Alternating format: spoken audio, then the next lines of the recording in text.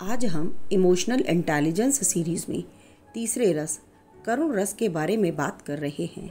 जीवन में कोई रस दूसरे से अधिक महत्व नहीं रखता, बल्कि सभी रस अपने में महत्वपूर्ण हैं।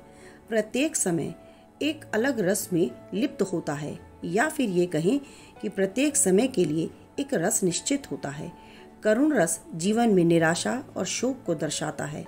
ऐसा कभी न कभी हम सभी के जीवन में होता है।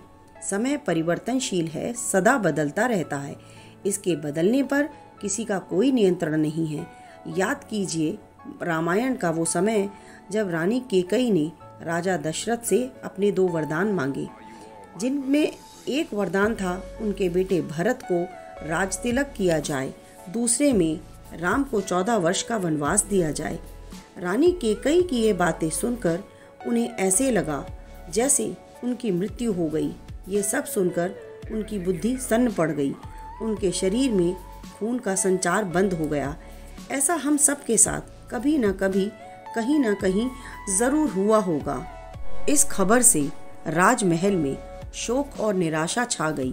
ये खबर सिर्फ राजमहल तक सीमित नहीं रही, बल्कि सारी अयोध्या में फैल गई। जब हमारे चारों तरफ का वातावरण निराशा का होता है, उस समय हमारी बुद्धि और विवेक भी हमारा साथ छोड़ देते हैं। लेकिन तब भी हमारे आसपास कोई ऐसा होता है जो आशावादी सोच रखता है और हमें उस निराशा भरे वातावरण से बाहर निकालता है। जैसे उस समय श्री राम ने सभी को इस संकट काल और निराशा भरे माहौल से बाहर निकाला है। वे ये सारी बातें सुनकर विचलित या परेशान नहीं होते एक आम इंसान की तरह, बल्कि बड़े प्रेम और सहजता से दोनों बातें स्वीकार कर लेते हैं। वे सभी को समझाते हैं कि भरत के राजा बनने पर उन्हें कोई आपत्ति नहीं है। और रही बात वन जाने की, तो अगर माँ ने कहा है तो इसमें कोई गहरा राज छुपा होगा जो अभी किसी को समझ नहीं आएगा। सही समय आने पर ही ये बात समझ आएगी कि ये बात कितनी सही थी और कितनी गलत। समीक्षा या एनालिसिस करने पर हमें समझ आता है कि राम को मर्यादा पुरुषोत्तम बनाने में कैकेयी की महत्वपूर्ण भूमिका रही। वे इस संसार में अपयश का कारण बनी।